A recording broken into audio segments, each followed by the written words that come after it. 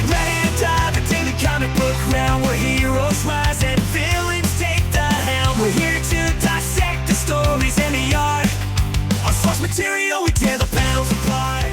All right, we can move on to issues 7 through 12. Let me pull up the notes here. There we go. All right, issue 7. Things are going to be changing here. We're going to get ourselves a boxing match. Oh, the times they are a-changing. The champion of the universe is taking on everybody, and as the name of the Scar Door, he is boxing everybody to rule this planet. First person's Beta Ray Bill, then Gladiator shows up. You have to explain why. On this planet, their legal system is like a might makes right, and cases are decided by a fist fight. Oh, yes. And so he is trying to take over this planet in a fist fight. If he wins a boxing match, he becomes king. He loses, he has to go away. And oh, by the way, and this is important to note because it comes up later, he is in possession of an infinity stone that is possessed of the primordial power.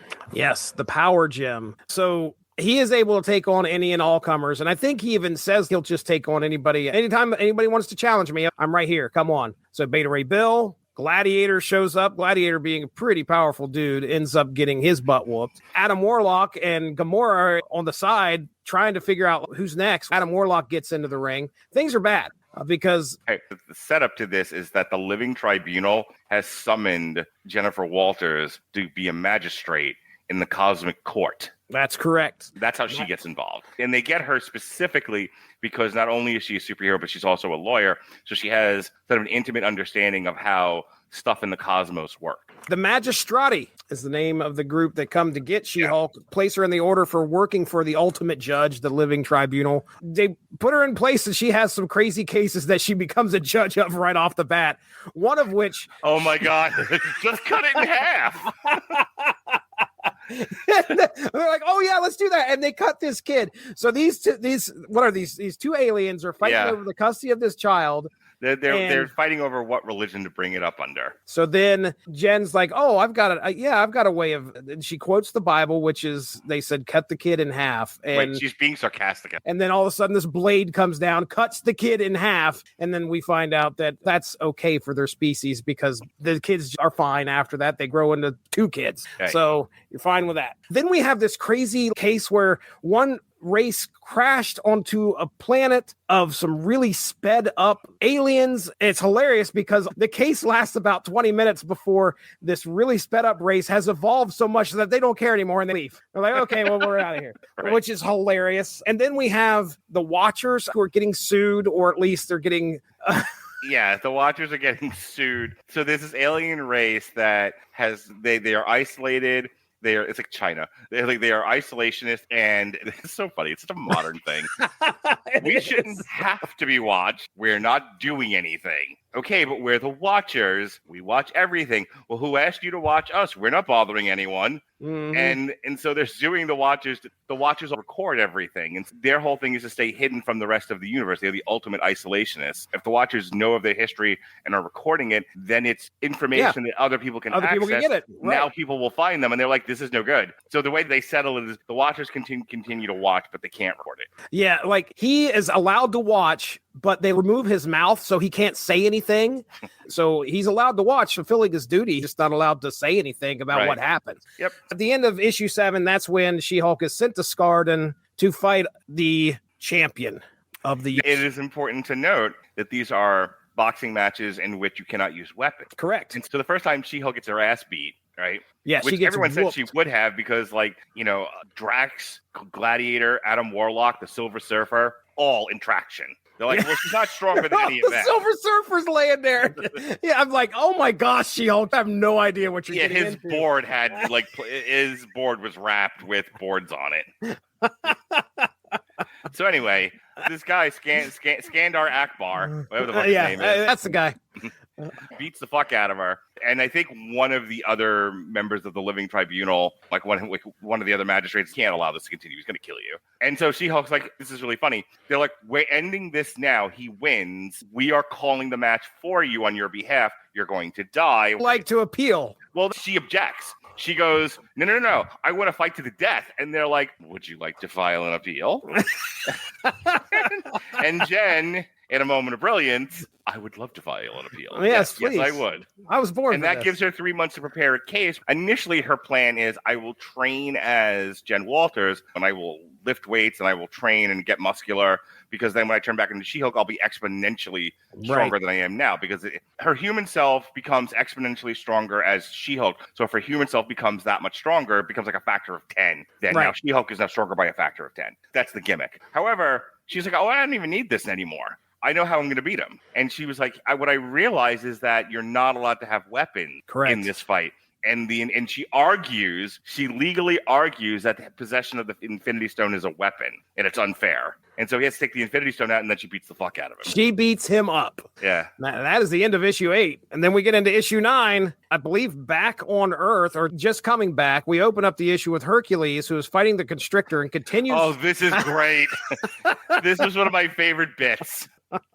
He hurts the Constrictor in a big battle. And the Constrictor decides he's going to sue Hercules. Hercules just cannot stop himself from hurting Constrictor accidentally, on purpose, over and over, and actually continues to brag about it. He beats him. He beats him without controlling himself, and then he's happy with what he's done. Right. And they love it when they're having a meeting about it, and he's like, but he was doing bad things, and I just smote him. Well, you can't, it's a police brutality case. If it's one of the things argued in a Civil War. They talked about the Avengers as a police force. If you're going to treat them as a police force, then they have to act like a police force, and they have to be held accountable for damage. If we're treating Hercules like a cop or a deputy, you can't use excessive force. Once the criminal has been detained, that's it. You can't hit him again. The Rodney King case was interesting because if you listen to the cops, their argument is he wouldn't stay down. They were beating him with batons because he would not stop. The defense of that was you were beating him with batons. There was like 8 of you. You had to stop. Right. And therein lie. Now, they were found not guilty, and that's a whole other story. But therein lies the rub. So now you have Hercules, who's a demigod, and he's beaten this guy without stopping. And he's thrilled with what he's done here. And they're like, you can't do that legally. If you're acting in the role of law enforcement, once he was subdued, you had to stop. Mm-hmm. I was fast forwarding through issue 9 to find the song that Hercules sang. That's one of the that's Let's a bit of evidence. AI. That is one of the bits of evidence that they bring into the court, is how he just goes off to a bar, and I think he starts a song about how he beat the Constrictor's face in. She-Hulk comes back, and the big thing is She-Hulk is super strong, not realizing what her strength can do. Yeah. She ends up getting involved with Reed Richards. She's like, I need some help. Doc Samson gets involved a little bit as well. She gets the Jupiter suit, which is to help control her strength in some way. It's a modulator. Right. And there's a brief moment where Titania shows up and is going to attack She-Hulk, and She-Hulk backhands her essentially 8 blocks into the air. And that's kind of the end of Titania, who's all upset for a quick second. And then she hits. And that's the end of her for the issue, but not the end of Titania for the series.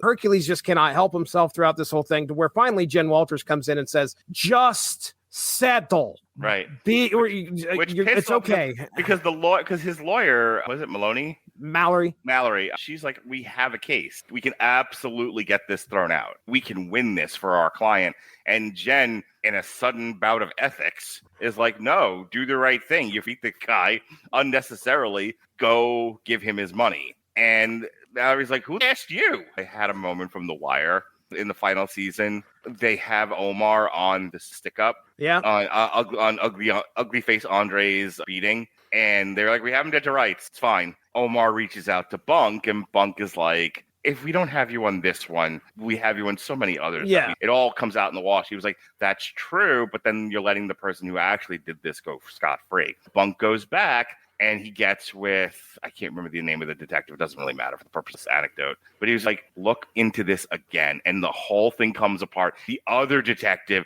is like, I am going to be in all your shit from now on. I am going to disrupt every single one of your cases. And Landsman still has the best line. He's just like, how could you let him do this to you? It was Yeah. that kind of a thing of like, what business do you have coming in here, messing with my case, messing with my client? Like, get the fuck out of here. But Hercules listens to his Avengers teammate. Yeah, Like, how frustrating that must have been for Mallory. 'Twas a chilly autumn morn as I ambled through the leaves, and by chance I came upon the constrictor's band of thieves. I smote his two companions, but was trapped in his embrace. So with my godly might, I pulled back my trusty mace, and then I struck him I struck him in the face. And his nose did break, and his eyes swelled tight, and his lips did burst, and his teeth gave flight. And the skull of yon base felon, like an o'er-ripened melon, did split itself upon the ground and stain the sod, and stone bright red, for I had struck him in the head. Imagine again the Rodney King thing, and the cops are just like, we beat the fuck out of him, with our batons. And they're all like, yeah, we came up with that on our own, right there on the stand. They're just so happy about it. All right. There was a case where I believe it was New York City police stuck a plunger up a guy's ass. Are you kidding? Could you imagine they sang a song about it? Oh, gosh. Well, I don't know what we're doing tonight. I got a feeling that something ain't right. Oh, my gosh. We're sticking a plunger in your ass. Don't get Suno on that one, please. So we got issue 10 to go. We get a history of Titania here in issue 10. We get a nice little background of the kind of broken background for Titania, Skeeter, if you will. She makes friends with Marcia at school. They remain friends for quite a while. She makes up a lie about how she was Spider-Woman. Marcia goes around and tells this elite person, one of the mean girls they look up to. They get invited to this party, and in the middle of this party, Secret Wars happens. They are in Montana, I think is where it's at. I can't remember. Colorado or something like that. But yeah, they end up. No, sorry. Yeah. It's somewhere in Denver. They take a big section of the Earth, and they end up getting transported into the whole Secret Wars thing, Battle World, and that's where they run into Doctor Doom. So it's Marcia and Skeeter run into Doctor Doom, and Doctor Doom's like, "Hey, I identify with you guys. Want a little bit of power?" He proceeds to change Marcia into Volcana, I think is her name, and then Titania becomes Titania. So we get to learn a little bit about her origin story, how she wished for a hero's life, lies about being Spider-Woman. She immediately turns to the Tommy Dreamer who can never win the big one. Yep. That was my next note. She could never beat She-Hulk. And not only that, she just kept getting her butt handed to her by other superheroes. Right. But she becomes obsessed. She continually loses and she becomes obsessed with She-Hulk. And by the end of this, we start out this issue. There's this guy in an astronaut suit that approaches the Watcher, which it's the cousin of Uatu. I can't remember his name. I think it might be Zaymod or whatever his name was. But anyway, you don't know who this is. And the Watcher's like, I can't interfere. And the guy's like, I need to find somebody that really hates She-Hulk. And the Watcher's like, oh, She-Hulk. Yeah, I can help you out with that one. Earlier in the couple issues before, the Watcher's got a little pissed at her. But anyway, we find out at the end, the person in this suit is, sure enough, the champion of the universe, Tyrus Slatterus or whatever his name is. Skandor Akbar shows up and gives Titania the power gem. Yep. Yeah. And then we're into issue 11. So at the beginning of this issue, Champion is training Titania, and he wants her to take revenge for him. She lifts a large stone over her head to show how powerful she is, and training's going well. And then she proceeds to drop the stone right on the top of the Champion of the Universe's head, and then takes off to find Jen Walters, She-Hulk, and teach her a lesson. Meanwhile, at the Excelsior Apartments, Doc Samson shows up. And he finds Jen. He's like, hey, you want to go for a walk? So they take off walking, and they're talking about Jen having issues about transforming from She-Hulk or into She-Hulk or She-Hulk back to Jen. We learn a little bit about Bone, Idaho, which I didn't know anything about going into this. I don't know if you did, but, we learned a little bit. I remember all the stuff that leads up to Planet Hulk, where he destroyed Las Vegas. Some of the stuff they reference. It was funny to see Scarlet Witch back so soon, because the way this reads, this doesn't take place too long after Avengers Disassembled, which is the one where she thinks that her twins are born, and then her twins allegedly die, and she goes crazy, and she kills Hawkeye. Do you remember that? I kept thinking of House of M, but I know that's not what they're referring to. So no, House of M was a whole different thing. Yeah, I think she goes crazy because she realizes that her kids are not real. If you remember, we did Avengers Disassembled, and the whole thing was she kept creating crazy illusions. She kept creating situations where they think various villains are attacking Avengers Mansion, and they're not. And this ends with a couple of Avengers getting killed, not the least of which was Hawkeye, which is going to come up later. I didn't realize the Scarlet Witch was back so soon and in the good graces of the Avengers. Titania shows up at the Excelsior looking for She-Hulk. She's not there, but Titania, just destroys the apartments. Mm-hmm. Ditto ends up saying, oh, she's probably at Timely Plaza. So she's like, okay, well, I'm going to head there. And Titania ends up attacking the law firm at Timely Plaza, looking for Jen, and Jen is not there yet. Ends up throwing like a van through like this, I don't know, 10th level floor or something like that. It ends up burying Mallory Book under some wreckage. Meanwhile, Holden is trying to scramble to get everybody out of the buildings because the building's under attack. And Titania is mad with power. There's a supposedly impenetrable force field that's outside of this thing. They immediately activate it. Digs into it. Yeah, she's like just starts ripping it apart, and she is going in. So finally, She-Hulk ends up facing off with Titania, and there's a battle, and She-Hulk gets the worst of it. She ends up getting her butt handed to her. By the end of issue 11, it looks like she's about to drop something, and they turn around and find out that Titania sees Jen Walters, or actually doesn't see anything laying there, but we see that she is transformed back into Jen Walters. And then we find out at the beginning of issue 12 that Titania can't see her because she wants to hurt She-Hulk. She can't see Jen Walters at all.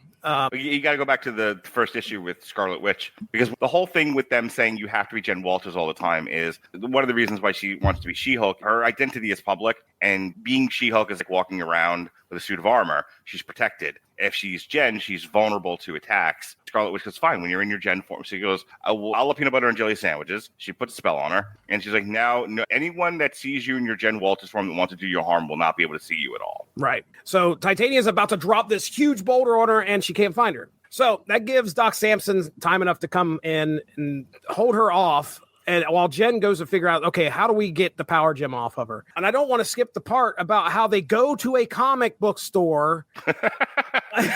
This was good stuff, but have at it. I mean, they go to a comic book store. She finds Cicero, which is the guy in charge of the archives. And she's like, hey, I need some help. We need to figure out how to get this power gem off of Titania. And he's like, well, I can't help you here because there's no archives down here anymore. We just got destroyed. And they're like, okay, let's head to a comic book store. So they go to the comic book store and they run into comic book nerds hanging out on a Wednesday, discussing continuity, discussing all sorts of fun stuff that comic book nerds like to talk about. And there are some great moments. There's one point where they're trying to figure out how to do this, but they can't stop bickering. Stu is finally like, look, you guys need to help instead of argue. He goes, you know what happened back in the day when we found something that didn't fit with continuity? We got this. And he pulls out a postcard that says no prize on it, which is brilliant. That's what you used to get. They would send you a thing that said you got no prize for pointing this out, and your thing got published. So it's a great little piece of meta. I got to talk about the show again. The finale of the show is them basically doing like a meta commentary on the modern fan. But the She-Hulk show, the problem with it was it hates the fans. Yeah. Which is not a great starting point. No, not when you want people to like your show. It was that example number 567 and over the last 10 years of we don't want the current fans. We want new fans. We want different fans. You know, in the case of She-Hulk, we want girls who don't read comic books to like this show and go read comic books. Mm-hmm. We want them to read our comic book. Go read Ms. Marvel. And here's the thing is that's not how this works. You write stuff that the fans will like. The fans will then tell the people around them, and then you'll get some of those people to come over. It doesn't work any other way. It never has. It never will. So here you have the people who are producing the She-Hulk show, and they hate the fans. They hate them with so much passion. They don't want them to watch the show, and therefore nobody watched the show. They miss both audiences. What the She-Hulk comic did in this particular instance is it also commented on fandoms and the problems with fans and the things that fans do that make creators have a difficult time wanting to continue doing this, but did so in a way that respects those fans. Right. The She-Hulk comic does not hate its fans. Yeah. It recognizes that the fans can be problematic. Right, exactly. The She-Hulk show hated its fans. That's the difference. Well, sometimes when you're taking those jabs, just kind of like you were saying, when you're taking those jabs at those people, the other half of the audience that has no idea who or what they're taking jabs at is confused. And they have no idea what are you trying to say here? Because I don't get it. At the end of She-Hulk, when she like climbs out of the show and she's like climbing through the Disney Plus menu, and she finds the AI or whatever, and it's like a whole meta commentary on the creation of these shows. Like, I got it, and I kind of thought it was funny, but I could absolutely see a lot of people who are not immersed in comic book stuff being really confused. First of all, being confused that she was able to break the fourth wall that way, and then do what she was doing. I remember talking to people who watched the She-Hulk show, like Melissa, for example. I think I watched it with her, and she didn't. And I mean, I kind of told her some stuff, but I remember her watching the finale going, I don't understand what's happening. Mm-hmm. Why is any of this Why is she able to do that? Yeah. I do want to talk about the most shocking moment. I'm just bringing this up because it's in my notes, but the most shocking moment of this whole series happens during the battle with Doc Samson and Titania. And that's when Awesome Andy gets his head punched off his shoulders. I was really sad about that. He's the one guy that I'm rooting for throughout this whole series. And he shows up to try and help out. And then Titania just punches him and his head comes off. It's important enough for Holden Holloway to stop Reed Richards, who all these other heroes have showed up now to try and take out Titania. And he stops Reed Richards. He's like, no, before you go and do that, you need to fix this robot, which I thought was great because he was the heart and soul of what was going on. And I like how Reed Richards was very self-righteous and adamant about joining the battle, and Hulk argued with him, and Reed was like, oh, well, why didn't you just say so in the first place? Oh, yeah, I'll fix your robot now, no problem. Yeah. So, yeah, you're right. You talked about how Jen gets a hold of the power gem and then promptly hits Titania into Uranus. Uranus. Then by the end of the issue, I have a feeling that they knew the 2005 series was going to happen because there's some talk about 8 months. So this must have been in the works for sure. They knew they were going to be coming back. We get a little bit of an epilogue. Southpaw's on the run with the Mad Thinker head. She escaped running off. Titania calls Jen for representation, not knowing what she's doing there. Mallory is recovering. So she lived, but she's in the hospital. And we find out that she will not be using her legs soon. Right. And then Holloway and Jen look to rebuild Timely Plaza. And Hercules is working for damage control, which was totes adorbs. Yes. So, as far as these 12 issues go, rounding out these last 6, we have a pretty solid story here. Titania showing up, which is one of the villains that we were expecting. She-Hulk's got to, tussle with, which was pretty good. Anything else you'd like to say about these last 6? No, because I know we're trying to keep it moving here. I love these first 12 issues. The 2004 Dan Slott She-Hulk are darn near perfect. Jesse has been doing this with me long enough that if I had any harsh criticisms, I would be happy to tell you about them. But I like Jen Walters' characterization. I like the duality. I like the way the other characters are used. I love the legalese. I think the book is humorous without taking the piss necessarily out of it. It's funny without being, what's the word I'm looking for? It's funny without being slapstick. It's funny without doing gross out humor. I really think it hit the right tone for what they were trying to go for without having gone back and read a lot of the John Byrne stuff. I think this is probably the model for any kind of show or book. Okay. Before I move on to the last 5 issues, I need to throw this in here. Creative team for issues 7 and 8. Dan Slott writing, penciler Juan Bobbio, inked by Marcelo Sosa, lettered by David Sharp, colored by Dan Kemp, and then issues 9 through 12. Same writer, obviously, Dan Slott, penciled by Paul Pelletier. Inker was Rick Magyar, lettered by David Sharp, colored by Dan Kemp. Thanks for joining us. All of this would not be possible without W2Mnet.com, so make sure to seek them out for more podcasts. If you enjoyed what you heard today, please feel free to share, and we look forward to entertaining you again soon.